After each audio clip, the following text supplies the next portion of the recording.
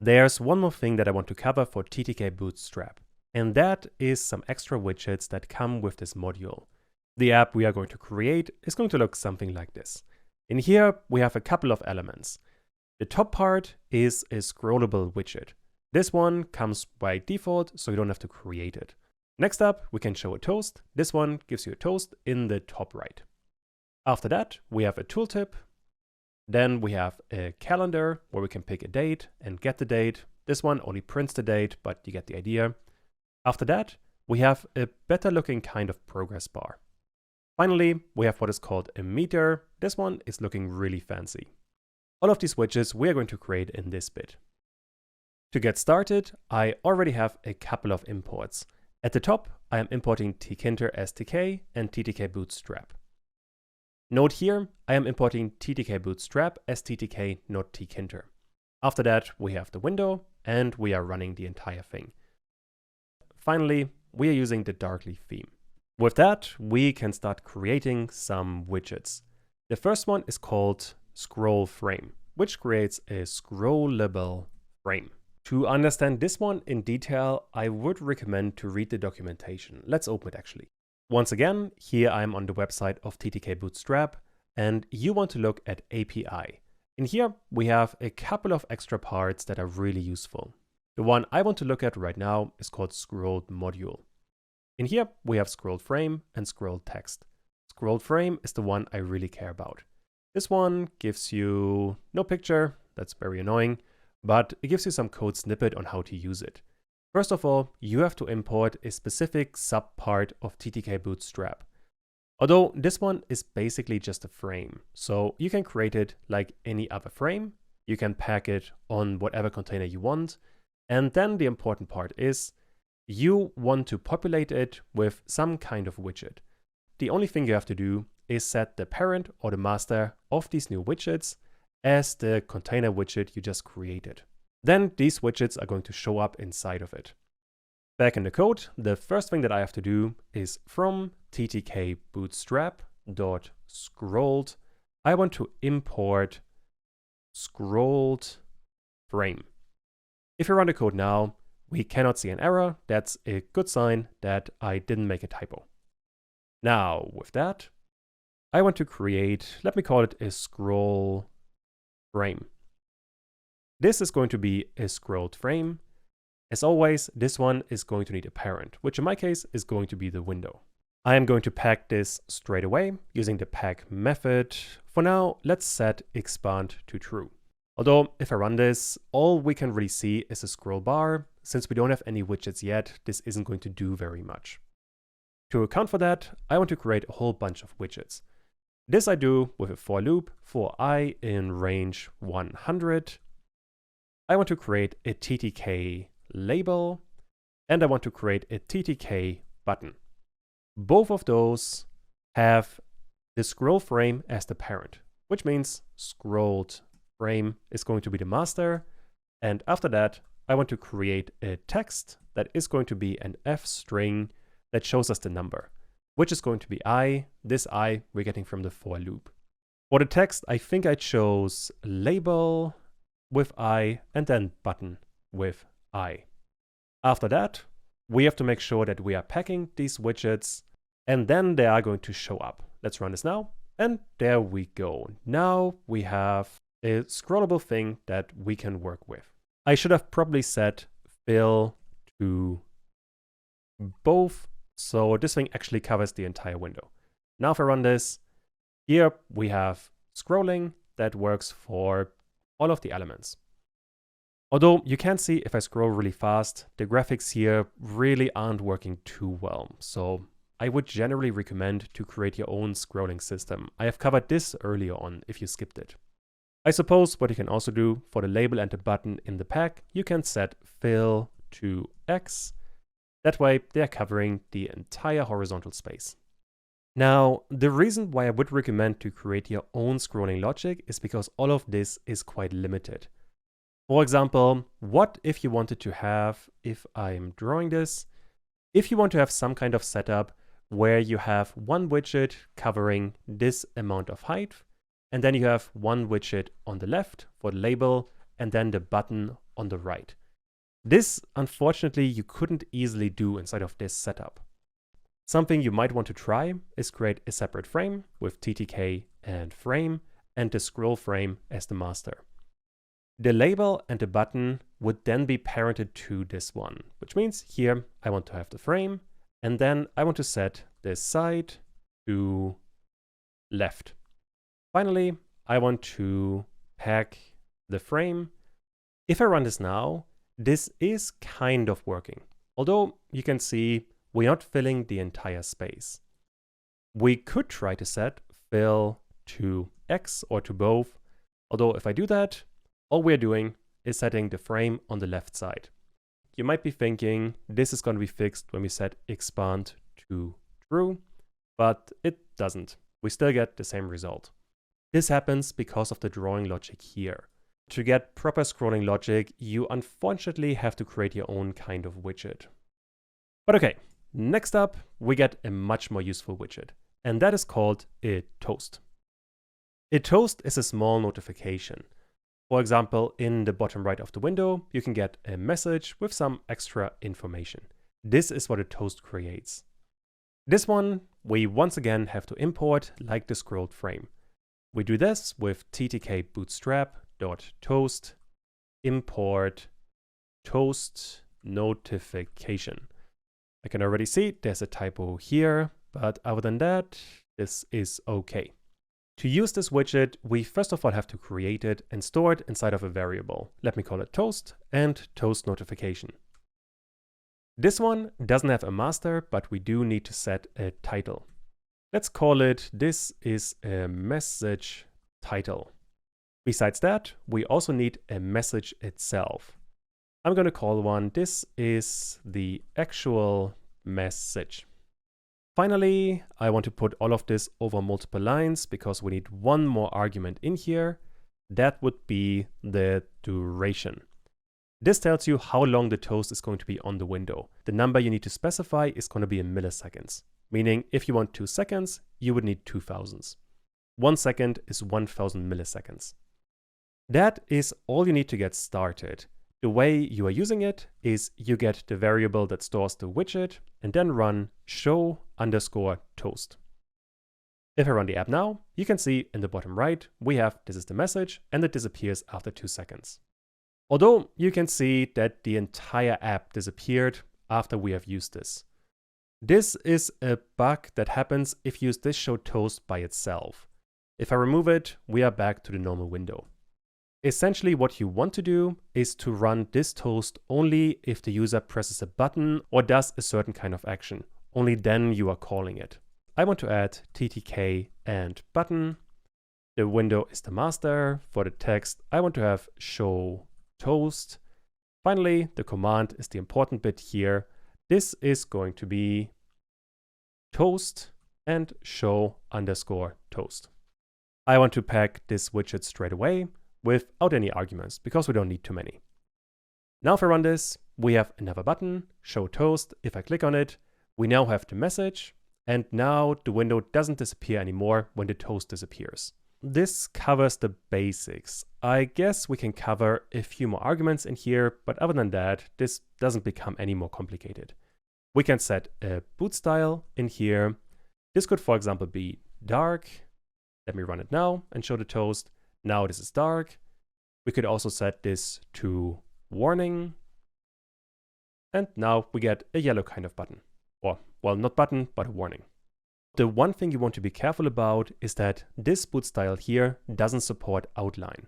If I run this again, click on show toast, we now get an error that this thing doesn't have an attribute create outline frame style.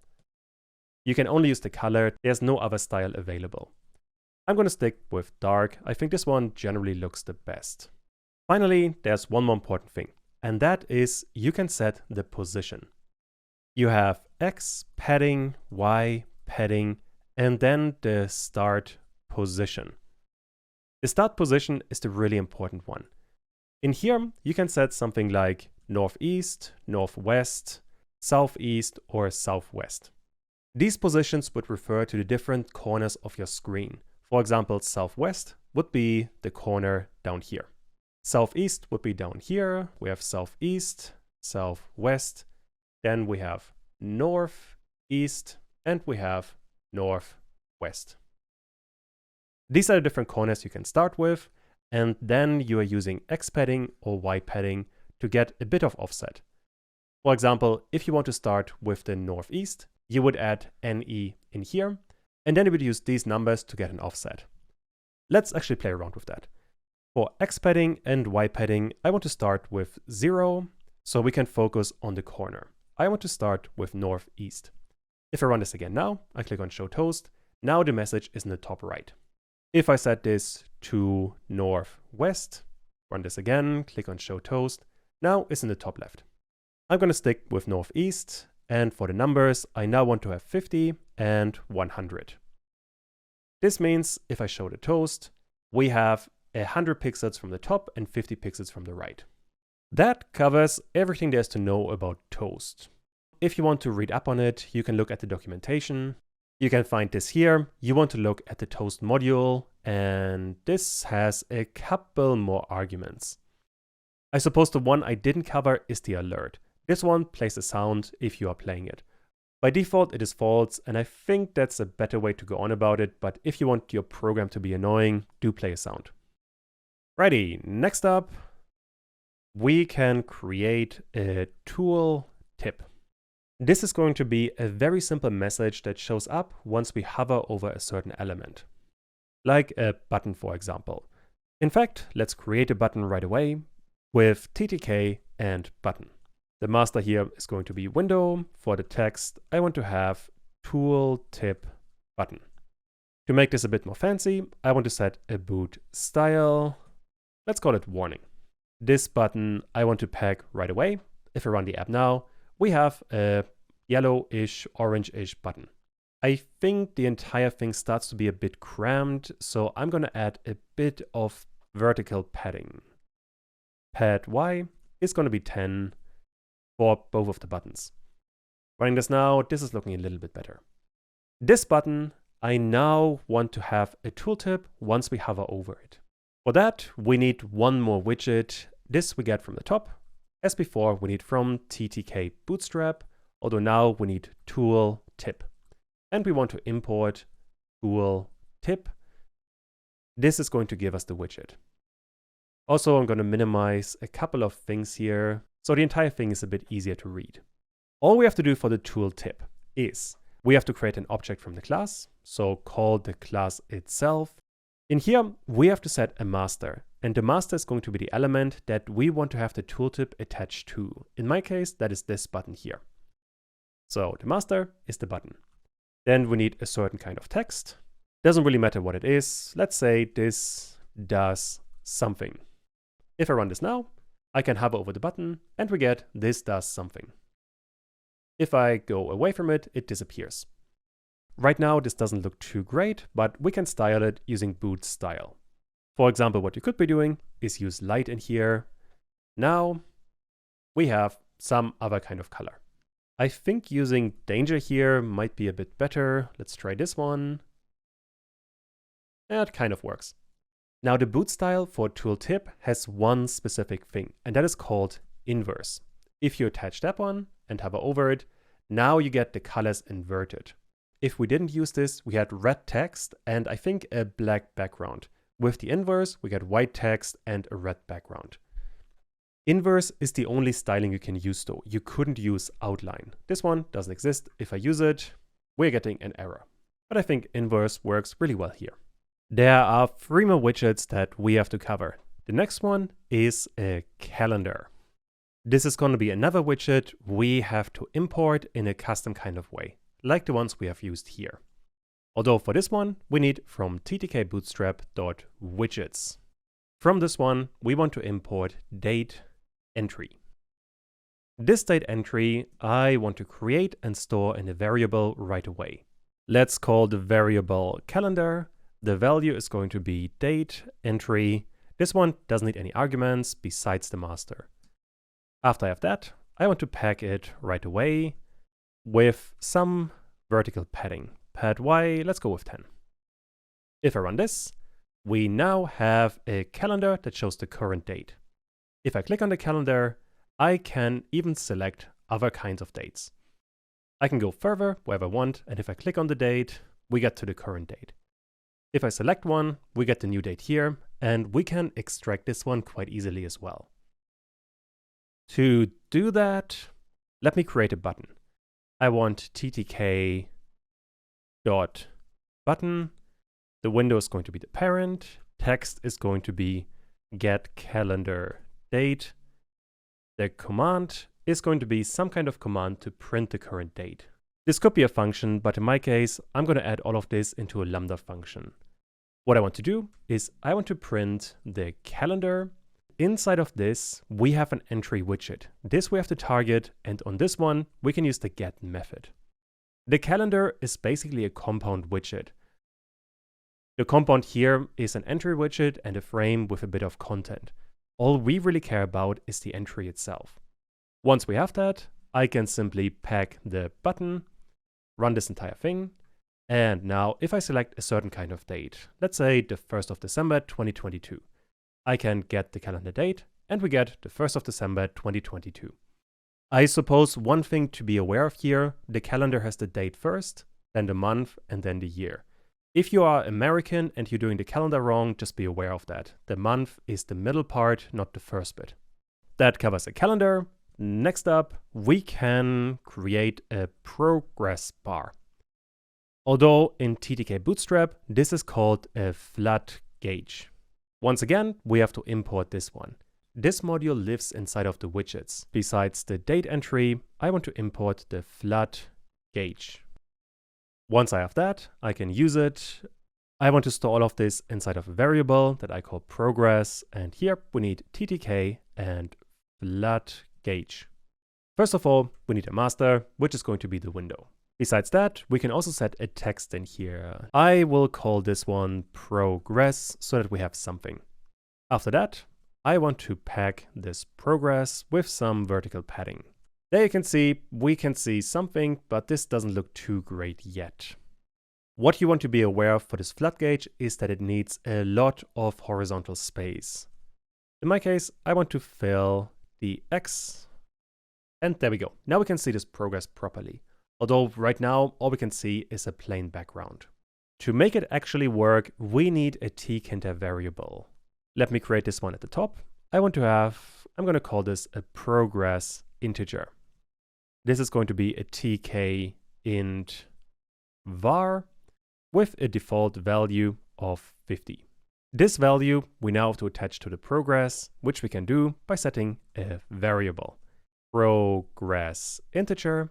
If I run this now, there you can see we have some proper progress bar. If you update this integer, the value in here is also going to update. For example, what you could be doing is to create another slider with ttk and scale. The parent is going to be window. We want to go from 0 to 100 with the variable of progress integer. I want to pack this one right away. If I run this now, I can use this slider to update the progress bar, which is working pretty well. This flood gauge also accepts a few more arguments. I will put all of the arguments over multiple lines, so this is a bit easier to read. One obvious argument we can use here is boot style. This could, for example, be info. Now we get a different kind of color. Well, not that different. We could also use danger. Now it's red. Other than that, the really interesting argument in here is called a mask. This one is overwriting the text by default. Let me call this one mask for now. If I run this now, we can see mask. So this isn't too useful. However, what you can do, if you add curly braces in here, ttkbootstrap is going to add the variable number in here right away. Which means if I run this now, we get mask 50. And if I play around with the slider, we get the numbers here updated right away. Which means I could, for example, add a percentage sign afterwards. And this makes it very easy to get a percentage as well as a visual indicator in terms of where you are on the progress. Those are the main arguments. Obviously, you can read up on it on the documentation. I haven't opened this one. Let's do it right away. Inside of the documentation, you want to look at the widgets module. In here, we have flood gauge. If I open this one, you can see a nice preview. And if you go a bit further down, you can see all of the arguments you could be using. There are quite a few actually. We are very nearly done. There's only one more widget that I really want to cover, and that is the meter. This one looks like this. In here, we have lots of different things that we could be using. All of these arguments. This is going to be your exercise. What I want you guys to do is to figure this widget out yourself. In my case, I have a meter that's something like this. It's a red color, we have a full circle, and we can see the numbers straight away. Try to read through this page and see if you can implement this one yourself. Back in the code, the first thing that we have to do is to import the widget. Since it happens inside of the widgets, from here, I want to import meter. Now that we can use it, all the way at the bottom, I want to add a meter. I'm going to store it inside of a meter variable, and we create it with ttk and meter. Since we are going to use quite a few arguments, I'm going to start over multiple lines right away. The first argument, as always, is the master, which is going to be the window. For now, this is all we need. So I'm going to pick this thing, run this, and there we go. We have a meter that right now doesn't do anything. To actually use it, we have to first of all create an amount total. I want this to be 100. This is the maximum value. After that, we want to have amount used. This is the starting value, and the minimum is always 0. Let's say for this one, amount used should be 10. Running this now, we can see we already have a basic start. That being said, if I'm trying to click on it, nothing is going to happen. To make something happen, we have to set interactive to true. Now I can click on it and move this thing around. Other than that, you have lots of different arguments you could be using. For example, we have the meter type. This could be either full, that I believe is the default. Alternatively, you can use semi. With that, you get a semicircle that otherwise still works the same. You can also customize the text or add a subtext. Let's go with some other text. Now we get some other text, although the functionality doesn't change. You can also set the boot style. This works with literally every widget. I used danger for this one. This is giving us a red color. These are the basic arguments I think you want to use most of the time, although there are quite a few more. You could, for example, set the stripe thickness, you could show the text or not show the text, you could set the meter thickness, and lots of other things you can work with. You have a ton of options in here. And well, with that, we have covered quite a bit of stuff, and this video is getting a bit long. So let's finish it here.